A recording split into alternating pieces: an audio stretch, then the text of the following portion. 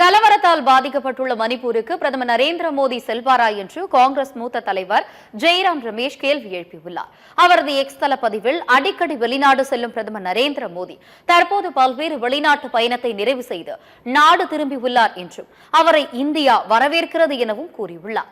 கலவரம் வன்முறையால் பாதிக்கப்பட்டிருக்கும் மணிப்பூர் மாநிலம் கடந்த 2 ஆண்டுகளாக பிரதமர் நரேந்திர மோடியின் வருகையை எதிர்பார்த்து காத்திருக்கிறது என்றும் வெளிநாட்டிலிருந்து இந்தியா திரும்பியிருக்கும் அவர் இப்போதாவது சிறிது நேரம் ஒதுக்கி மணிப்பூர் செல்வாரா எனவும் ஜெய்ராம் ரமேஷ் கேள்வி எழுப்பியுள்ளார். காஷ்மீரில் பஹல்காமில் சுற்றுலா பயணிகள் மீது தாக்குதல் நடத்திய தீவிரவாதிகள் இதுவரை நீதியின் நிறுத்தப்படவில்லை எனவும் இதுகுறித்து பிரதமர் ஆய்வு செய்வாரா என்றும் வினவியுள்ளார்.